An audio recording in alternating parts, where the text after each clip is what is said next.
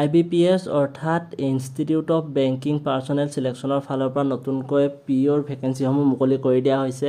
এই ভেকেঞ্চিসমূহৰ online registration already start হৈ গৈছে আৰু ইয়াৰ লাষ্ট ডেট 21 জুলাই 2026 তাৰিখ হয়। গতিকে আপোনালোকে যদি এই ভেকেঞ্চিসমূহ এপ্লাই কৰিম বুলি ভাবিছে তেতিয়াহ'লে এপ্লাই কৰি দিব।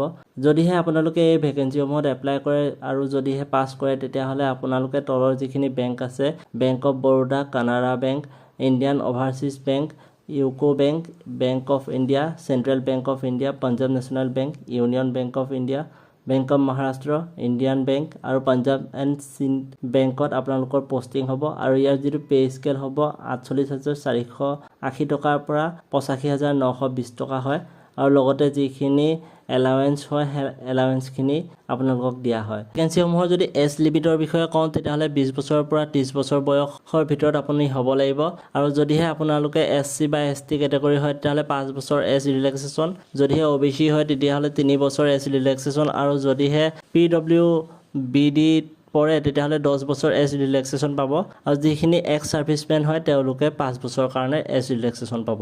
বাকী এই ভেকেঞ্চিসমূহত এপ্লাই কৰিবৰ কাৰণে আপোনালোকে এপ্লিকেশ্যন ফিজ যদি কওঁ SC ST PWBD কেটেগৰীৰ কাৰণে 175 টকা আৰু বাকী যিখিনি OBC আৰু জেনেৰেল কেণ্ডিডেট হয় তেওঁলোকৰ কাৰণে 850 টকা এপ্লিকেশ্যন ফিজ হিচাপে দিব লাগিব। এই এক্সামটো 3টা ষ্টেজত হ'ব। প্ৰথমতে প্ৰিলিমিনাৰী এক্সামিনেশ্যন হ'ব, তাৰপৰা মেইনছ, তাৰপৰা ইণ্টাৰভিউ হ'ব।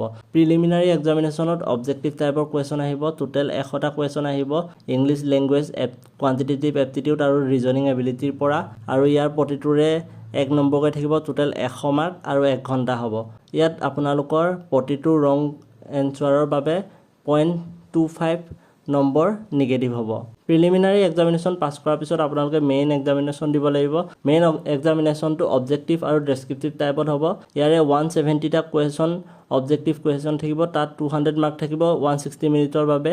বাকী 2টা ডেছক্ৰিপটিভ পেপাৰ থাকিব, তাত এছে আৰু কম্প্ৰেহেনশ্যন লিখিবৰ কাৰণে আহিব। এই ভেকেঞ্চিসমূহৰ এডুকেশ্যন কোৱালিফিকেশ্যনৰ বিষয়ে যদি কওঁ, যদিহে আপোনালোকে যিকোনো এটা বিষয়ত গ্ৰেজুৱেশ্যন ডিগ্ৰী কমপ্লিট কৰিছে তেতিয়াহ'লে আপোনালোকে এই ভেকেঞ্চিসমূহত এপ্লাই কৰিবৰ কাৰণে এলিজিবল হ'ব।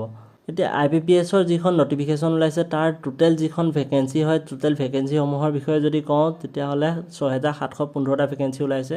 আৰু এক্সামিনেশ্যন চেণ্টাৰৰ বিষয়ে যদি কওঁ, যি প্ৰিলিমিনাৰী এক্সামিনেশ্যন হ'ব, প্ৰিলিমিনাৰী এক্সামিনেশ্যনৰ যি চেণ্টাৰ গুৱাহাটী, তেজপুৰ, শিলচৰ, যোৰহাট আৰু ডিব্ৰুগড়ত আছে আৰু যি মেইন এক্সামিনেশ্যন হ'ব সেই মেইন এক্সামিনেশ্যনৰ চেণ্টাৰ অসমৰ গুৱাহাটী, ডিব্ৰুগড়, যোৰহাট আৰু শিলচৰত আছে।